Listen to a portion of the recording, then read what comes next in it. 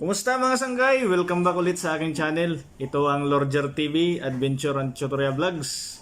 Kaya lang sa ngayon, wala pa tayong adventure dahil naka GCQ pa tayo. So bawal pa tayo magliwaliw mga sanggay. Kaya ang gagawin natin ngayon, dahil nandito ako sa Okicam Electronic Center. So mayroon dito mga CCTV cameras, CCTV, mga CCTV accessories, desktop, laptop o kung ano pa man. Ngayon ay mag-ano na lang ako, magdidemo na lang ako kung paano maggawa o mag-connect ng UTP cable na Cat5 sa RJ45. First time kong gagawin to mga sanggay, hindi naman ako electronics o hindi naman ako ano pang tawag niyan, yung mga gumagawa ng mga connector. So, hindi naman ako technician. So, sa mga marurunong dyan, sa mga expert, at kung mayroon kayong may dadagdag na kaalaman, mas maganda kung i-comment nyo sa baba para makadagdag sa ating demonstrasyon. So yung gagawin ko mga sanggay ay kung paano mag-connect ng UTP cable na Cat5 papunta sa RJ45 na connector mga sanggay. So ayos, sana magustuhan nyo to dahil wala tayong adventure. Sa mga kagaya ngayon na hindi man na yung computer, kailangan nila ng connector ng UTP cable. So hindi nila alam kung paano gumawa. Kaya ito mga sanggay, simple lang to. Itong gagawin natin. Kailangan lang natin magkaroon ng UTP cable. So ito yung UTP cable na Cat5. Mayroon ding UTP cable na Cat6 na outdoor. So ito pang indoor to mga sanggay. So kailangan natin ng UTP cable. Kailangan natin ng RJ45. So ito yung RJ45. Mabibili nyo rin to dito sa Okicam Electronic Center mga sanggay kung gusto nyo. At saka siyempre kailangan din natin ng crimping tool mga sanggay para makrimp natin yung ating RJ45. Ayos! So yung procedure daw nitong itong procedure ng pag-connect ng UTP cable ay kailangan sundin natin yung kulay na nandito sa loob nito. So yung kulay ng mga wire mga sanggay. So kailangan ay white orange, white green, blue, white blue, green at saka white brown, brown. So ayos, tingnan natin mga sanggay kung mapagana, kung mamaya i-connect natin sa internet kung mapagana natin yung ating kinonect na UTP cable. So ready mga sanggay, tingnan natin. So ayan mga sanggay, ayon sa sinabi ko kanina, kailangan meron tayong UTP cable. So itong hawak ko ngayon ay UTP cable na Cat5. So kung gusto nyo mas matibay o panglaban sa ngat-ngat ng daga, mas maganda yung UTP cable na Cat6. So outdoor na yun. Pwede yun sa outdoor at saka panlaban yun sa mga ngat-ngat ng mga kaibigan nating mga bulilit. So kailangan din natin ng connector na RJ45 at saka syempre yung ating crimping tool.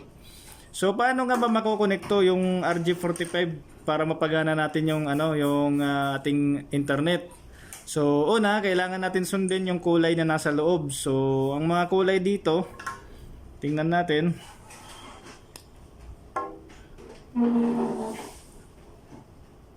So dapat mga sanggay sa pag niyo dito, dahan-dahan lang sa sa pagsugat nitong itong cable kasi sensitive yung nito. Mabilis maputol yung yung wire sa loob. Kaya dapat mahina lang yung pag pag crimp o pagputol.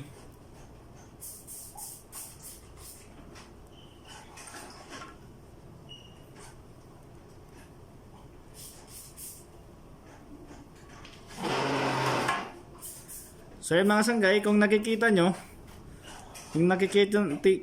mayroong iba't ibang klase ng kulay. So mayroon tayong blue, mayroong white blue, mayroong white brown, mayroong brown, may white green, at saka green, at saka mayroong white orange, at saka orange. Yan, nakikita nyo to mga sanggay. So dito kailangan may pattern to. Kailangan sundin natin yung pattern kasi kapag nagkamali ka ng lagay nito, hindi nagagana yung inyong internet. So kailangan dito white orange, orange, white green at saka blue, white blue, green, white brown at saka brown. So ito 'yun. White orange, orange. white, green, blue. So blue yung kasunod sa white, green. White, blue. So ito yung white, blue. Kasunod sa white, blue ay green. Tapos white, brown at saka brown. So kailangan pantay ito mga sanggay, hindi dapat to magkabaliktad o magkapalit ng lagay. Kasi kapag nagkapalit to, hindi nagagana yung internet natin o internet nyo mga sanggay. So ayan, ipapantay nyo dapat to mga sanggay. Kita nyo. Tapos isusukat nyo yung inyong RG45 kung hanggang saan yung abot nya. Saka nyo i-crimp mga sanggay. So putulin nyo kung hanggang saan yung sukat. Kailangan pantay siya. Yan. So kita nyo dapat pantay mga sanggay. White, orange, orange, white, green, blue, white, blue, green, white, brown, brown. Yan, kita nyo mga sanggay. Saka isusukat nyo ulit kung hanggang saan ang abot. So lagpas siya, puputulan pa natin siya ulit. So yan mga sanggay. Kita nyo, dapat pantay siya. Hindi dapat umusli. Saka ipapasok na natin to. So dito sa loob ng RG45, mayroong mga linya-linya dyan. Dyan natin ipapasok yung bawat wire. Yung bawat connector nya. So ipasok natin ng dahan-dahan. Kita nyo mga sanggay. Oh, yeah, kita nyo. May pattern siya kung saan niya ipapasok. Saka isushoot na natin to.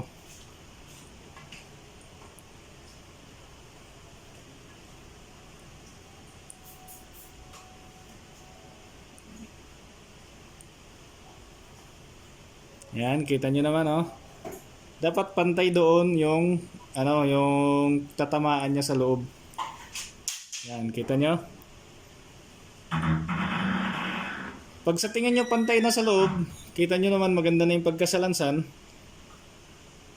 Saka na natin i-crimp to mga sanggay. Gagamitan na natin ng crimping tool. So kita nyo yung crimping tool, dito yung kanyang ngipin-ngipin. So doon din natin iharap yung ating RG45 kasi makikita nyo mayroon din ngipin-ngipin doon. So yan ang magtutusok doon sa connector ng wire doon sa loob. Tapos i-crimp na natin. Yan. Pag tumunog na mga sanggay, okay na yung ating RG45, okay na yung ating connector. So yan. Hindi na yan mahuhugot. So okay na yan.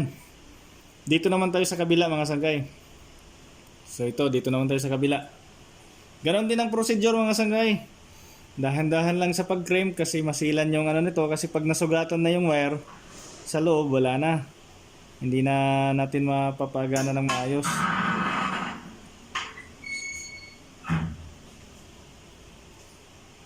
So yan. Ganon din ang procedure kung ano sa kabila, ganon din dito.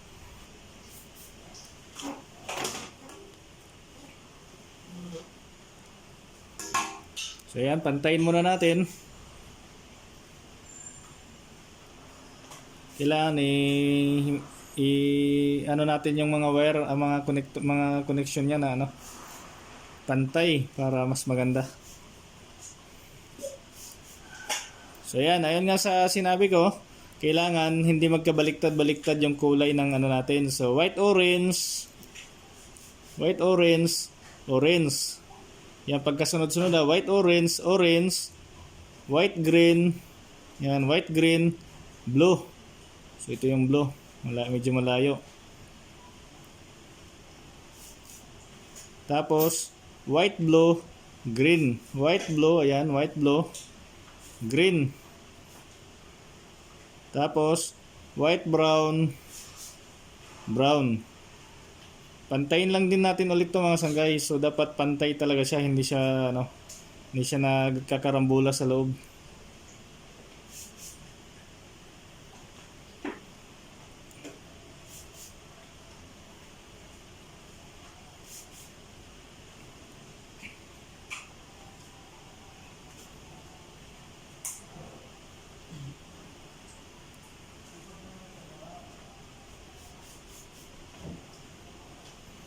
So yan mga sanggay, Kita nyo, pantay na siya. White, orange, orange, white, green, blue, green, white, brown. Brown mga sangkay. Kailangan hindi yan magkabaliktad kasi kapag once na magkapalit yung isa sa kanila, wala na, hindi nagagana. Uulit ka na naman. So, double check lang. Tapos, sukatin nyo ulit ang RG45. Saka, putulin nyo kung hanggang saan yung kaya nyang ipasok.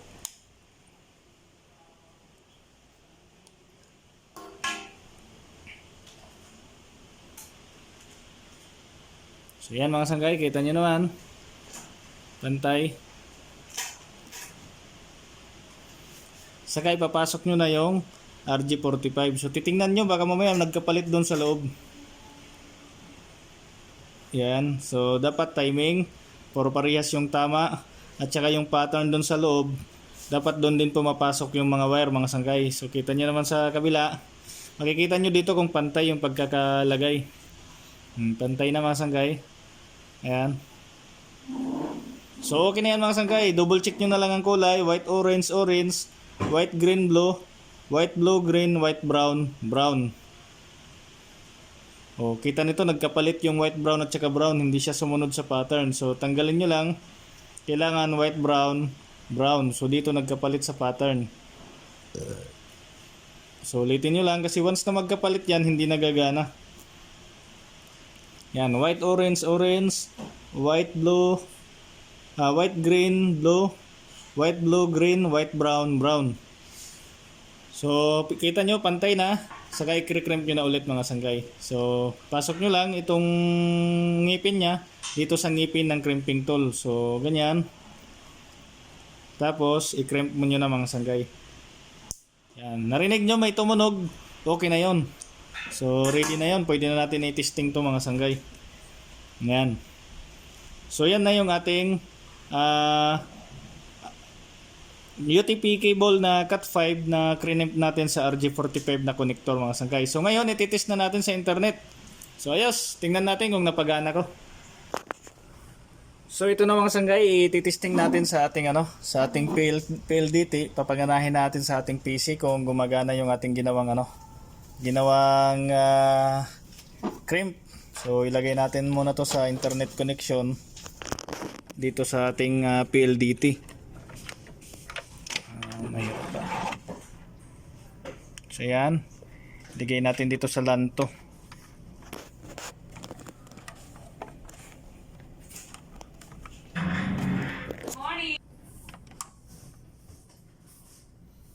So yan, nakakonect siya sa LAN to. Tapos ilagay natin to sa ating PC.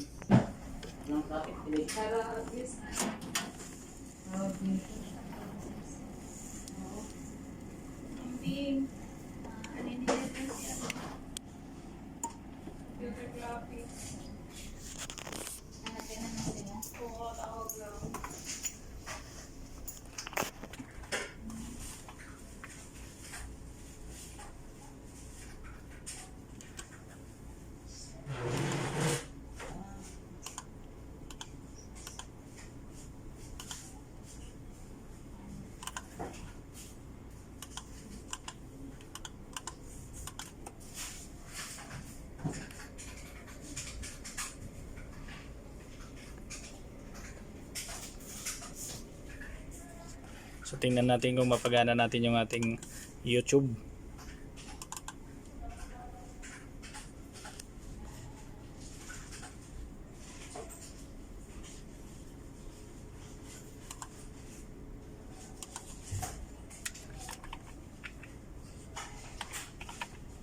Ilang piraso na ano? Tapos mo ba pera? PC. 1.5 times 5 times 4 times 6,000. Yung pan, ilang piraso? 30. Kaya para sa piraso.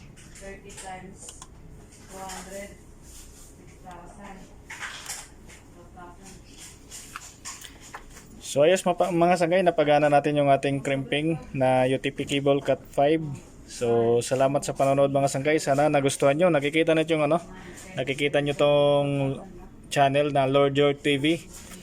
Huwag nyo sanang kalimutang i-subscribe at saka i-like mga sangkay para ayos, ganahan pa tayo sa susunod. Sa mga expert na dyan, mag-comment na lang kayo sa baba para madagdagan yung ating idea sa pag-crimp ng UTP cable mga sangkay. Kaya ayos, hanggang sa susunod. Salamat sa panonood mga sangkay.